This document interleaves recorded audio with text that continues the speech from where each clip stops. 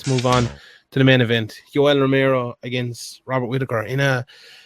It was a brilliant fight, but more of a tactical fight than anything else. It kind of went like I thought it would go, but after a while, maybe I think Romero,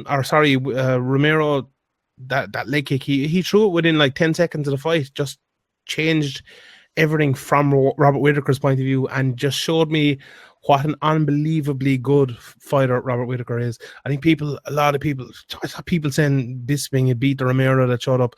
They honestly do not understand fighting. Like, they don't understand how good Robert Whittaker is. Like, what he did in that fight was just phenomenal for me. Like, I watching it live, or watching it the morning after, because I slept it out. I had it scored 3-2 to Whittaker, but I watched it just again like an hour before we did the podcast, and I actually scored a 4-1. I thought he won the first round.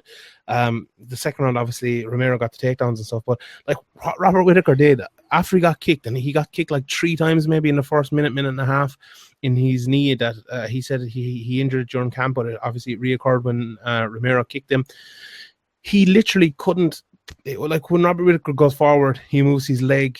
His front leg was obviously his left leg, the one that got injured. He moves it kind of once to get forward and then once into space when he strikes. But he could only move it once forward. And when he tried to move it into space, it was just buckling under him, and he literally couldn't get the angle on the leg that he needed. It just wouldn't do it. It wouldn't go for him. And he said that to Joe Rogan afterwards. Stability just wasn't there.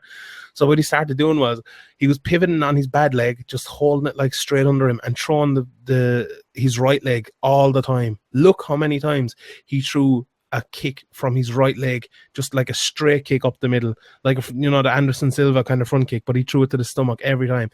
He must have thrown that 30 times during the fight. He just kept throwing it all the time, and like I'd love to ask him, but I don't think that was in his game plan coming into the fight. I honestly think he was just, my leg is fucked, I'm gonna have to change something up, and he did that, and that's what he did.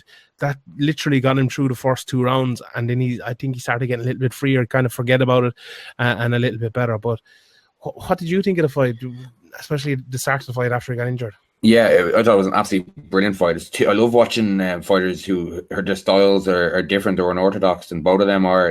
Romero's throwing jumping side kicks to the leg and hook kicks to the head, and if that hook kick doesn't land with Romero's calf, it lands with his foot or his heel. That could finish you.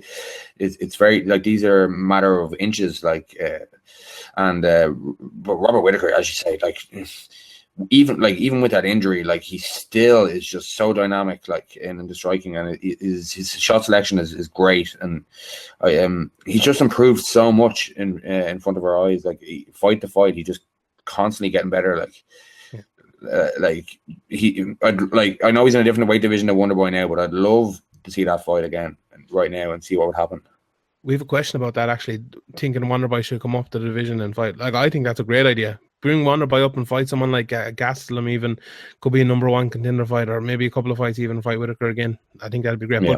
But back to Whittaker and the fight itself, there were so many great things he did in this. His takedown defense was just absolutely unbelievable. I know he got taken down in the second round, but he didn't, not really much happen. But before that, Joe Rogan, I think, made a great point. He was like, do you ever, what exactly did he call it? No, I think he said it with the Overeem Verdum fight, that he should act like Verdum is on fire and just get straight up. Do you ever see that game, The Floor is Lava, where you have to jump off the floor? That was like Whittaker with Romero. He's like, every time he almost got him down. No, I'm not going down. He's like Jose Aldo does it. Just kind of mans his way out of it. Just you're not fucking taking me down. I'm just getting up. And that's what he did. That's what he did against Jacare. He was just I thought it was absolutely brilliant. There was one stage as well. Romero had him, and he had him in the kind of the suplex position where he has his 2 hands around his waist, and he had him up against the fence. And Romero was he threw a knee at him, and then he went to kick his legs out from under him to take him down.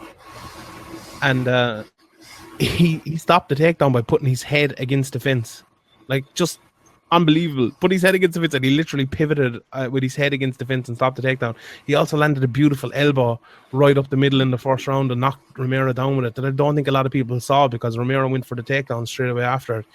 Just a brilliant all-round display from Robert Whittaker. Just the little things are so good, so precise inside, so fast. Just took over the fight in the 3rd, 4th and 5th rounds and kind of walked away with it. Yeah, Yoel Romero is known for when he gets on top being explosive, but Robert Whittaker was able to just nullify him. Like he frustrated him on the ground and wasn't like didn't really take that much damage when he was taken down, and especially with a gammy leg, that is just very, very impressive. Like Yoel Romero is so good. Like as you were saying, like people maybe think, oh, he's not that good because he lost to Whittaker and he has an injured leg, but people who've been watching Romero over the years, he's so explosive, so athletic.